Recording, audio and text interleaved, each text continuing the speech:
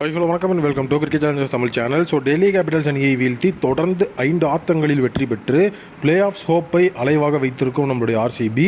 So RCB versus Delhi Capitals match. So கண்டிப்பாக வந்துட்டு RCB இந்த மேட்ச் ஜெயிச்சாகணும் அப்படிங்கிற ஒரு டூஆர்டை சுச்சுவேஷனோட பார்ட் 1 தான் நேற்று அவங்க சந்திச்சாங்க. ஸோ டாஸ் அப்படிங்கிறது நம்மளுடைய ஆர்சிபி பேட்டிங் செய்கிற இடத்துல இருந்தது. ஸோ கண்டிப்பாக வந்து ஆர்சிபி பேட்டிங்கில் சின்னசாமி கிரவுண்ட் அப்படிங்கும் போது 200க்கும் மேற்பட்ட ரன்கள் அடிப்பாங்க அப்படிங்கிற எக்ஸ்பெக்டேஷன் எல்லார் மைண்ட்லேயுமே இருந்துச்சு. So Virat Kohli and Faf du Plessis தான் ஓப்பனிங்கில் களமிறங்கியிருந்தாங்க. So Faf du Plessis last match fail ஆனதுனால இந்த மேட்ச்சில் கண்டிப்பாக அடிப்பாருங்கிற ஒரு நம்பிக்கை இருந்தது. பட் ஆனால் வந்துட்டு முகேஷ் குமாரோட ஓவரில் வெறும் 6 ரன்களுக்கு ஜேக் ஃப்ரேசர் மெகர் கிட்ட வந்துட்டு கேட்ச் கொடுத்து அவர் வெளியாக அடுத்து வந்து வில் ஜாக்ஸும் விராட் கோலியும் சேர்ந்து நல்ல ஒரு ஆட்டம் அப்படிங்கிறத ஆடிட்டு இருந்தாங்க. பட் ஆனால் வந்து இஷாந்த் சர்மாவோட ஓவரில் ரொம்ப ஷாக்கிங்காக வந்துட்டு விராட் கோலி வெளியேற Rajat Patidar and Will Jacks வேறு லெவலில் ஒரு மான்ஸ்ட்ரஸான ஆட்டத்தை வந்து ஆட ஆரம்பித்தாங்க. வில் ஜாக்ஸ் 29 பால்களை மட்டுமே ஃபேஸ் பண்ணி 41 ரன்கள் 3 பவுண்டரி 2 சிக்ஸர்னு ஒரு வெறித்தனமான ஆட்டம் ஆடிட்டு குல்தீப் யாதவோட ஓவரில் அவர் அவுட் இருப்பார். ரஜத் பட்டிதார் தம்பி என் வேலை முடிஞ்சுப்பா அப்படின்னு சொல்லிட்டு 32 பாலுக்கு அவர் 52 ரன்கள் 3 பவுண்டரி 3 சிக்ஸர்னு அதிரடியான ஆட்டம். ஸோ தொடர்ச்சியாக வந்து நம்மளோட ரஜத் பட்டிதார் அடிக்கிற கன்சிக்யூட்டிவான 50s இந்த ஒரு second half of the IPL Rajat பட்டிதாருக்கு தொடர்ந்துட்டு இருக்கு. கண்டிப்பாக அவரோட ஃபார்ம் வச்சு பார்க்கும்போது ரஜத் பட்டிதாரை வந்துட்டு வேர்ல்டு கப் ஸ்குவாட்லேயே எடுத்துருக்கலாமா அப்படிங்கிற லெவலுக்கு இப்போ பேச்சு போயிட்டு இருக்கு. ரஜத் பட்டிதார் 50 அடிச்சதுக்கப்புறம் நம்மளுடைய ரஷீக் ஷலாமோட ஓவரில் அவுட் ஆவார்.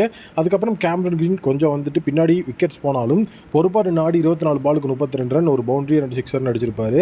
ஏன்னா வந்துட்டு பின்னாடி பேக் எண்டில் ஒரு சப்போர்ட் யாருமே இருக்காது. ஏன்னா வந்து தினேஷ் கார்த்திக் டக்கோட்டாய் வெளியேறி இருப்பார். ஸோ அது ரொம்பவே வந்துட்டு ஒரு மிகப்பெரிய ஹாக்கிங்காக இருக்கும். லாம்ரோர் அதுக்கப்புறம் தினேஷ் கார்த்திக் 2 பேர் ஒரே ஒரு அவுட் ஆவாங்க. ஸ்வப்னில் சிங் அவர் கோல்டன் டக் ஆகிருப்பார்.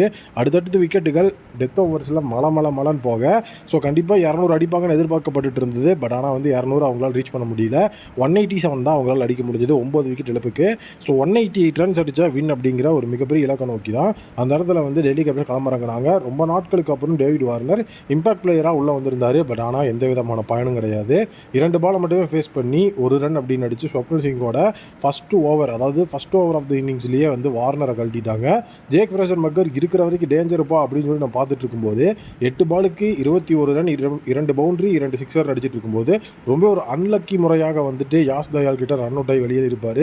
இவரை இப்படி அவுட் எடுத்தால் தான் உண்டு அப்படிங்கிற மாதிரியான விஷயங்கள் கண்டிப்பாக நேற்று நமக்கு லக்கும் ஃபேவராக தான் சொல்லணும். ஏன்னா ரொம்ப வந்துட்டு ஒரு சுமாரான ஃபீல்டிங் ஃபஸ்ட் இன்னிங்ஸில் டெல்லி கேபிட்டல்ஸ் கிட்ட இருந்து. பட் ஆனால் அதுக்கு ஆப்போசிட்டில் நம்மளோட ஃபீல்டிங் சம மாசாக இருந்துச்சு.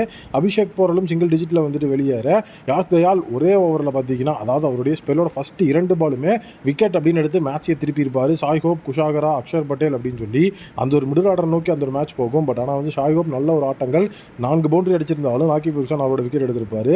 சிராஜ் வேறு லெவலில் குஷாகரோட விக்கெட் எடுத்து கொடுக்க அக்ஷர் பட்டேல் ஒத்தால தண்டிச்சு நின்று ஆடிட்டு இருந்திருப்பாரு. 57 ரன்கள் 39 டெலிவரியில் 5 பவுண்டரி 3 சிக்ஸர் அடிச்சு. ஸோ அந்த இடத்துல வந்து ட்ரிஸ்டன் ஸ்டப்ஸ் இருக்காது அப்படின்னு சொல்லி எல்லாருமே வந்து ஒரு மிகப்பெரிய ஹோப்ஸ் வச்சிருப்பாங்க. பட் ஆனால் ட்ரிஸ்டன் ஸ்டப்ஸ் கிரீன் கிட்ட வந்து ரன் அவுட் ஆகிருப்பார். ரஷீக் ஷலாம் குல்தீப் யாதவ் எல்லாரோட விக்கெட்டையும் மொத்தமாக மடக்கி எடுத்து 140 ரன்களுக்கு டெல்லி கேபிட்டல்ஸ் ஆல் அவுட் பண்ணி இந்த மேட்சை நம்மளுடைய ஆர்சிபி வேறு லெவலில் வின் பண்ணியிருக்காங்க. மேட்சை வின் பண்ணதோட மட்டும் இல்லாமல் டேபிளில் இப்போ 5th பொசிஷனுக்கு முன்னேறி இருக்கிறாங்க. ஸோ பவுலிங் பர்ஃபார்மன்ஸ் செமையாக இருந்தது. லாக்கி ஃபெர்குசான்லேருந்து Mohammed Siraj Yash Dayal so Cameron Green எல்லாருமே வந்துட்டு ஒரு வெறித்தனமான பவுலிங் டிஸ்பிளே கொடுத்தாங்க. வில் ஜாக்ஸுக்கும் ஒரு ஓவர் கொடுக்கப்பட்டுச்சு. அந்த ஓவர் வந்துட்டு பெரிய ஓவராக இருந்திருந்தாலும் பவுலிங் டிஸ்பிளே இப்போ நமக்கு சூப்பராக இருக்குது. நம்ம வந்து பாயிண்ட்ஸ் டேபிளில் 5th பொசிஷன். ஸோ அடுத்த மேட்ச் நமக்கு ரொம்பவே வந்து முக்கியமான மேட்ச். அதுதான் டூ ஆர் டையோட பார்ட் 2 நம்ம பார்க்க போகிறோம். இந்த வெற்றியோட பிளே ஆஃப் ஹோப்ஸை வந்துட்டு அவைலாக வச்சிருக்காங்க நம்மளுடைய ஆர்சிபி. இந்த மாதிரி ஆட்டங்கள் தொடர்ந்து ஆடினாலே நம்ம கண்டிப்பாக வின் பண்ணுறதுக்கான பாசிபிலிட்டி இருக்குது. இதை பற்றி நீங்கள் என்ன நினைக்கிறீங்க அப்படிங்கிறத கமெண்ட்டில் சொல்லுங்கள்.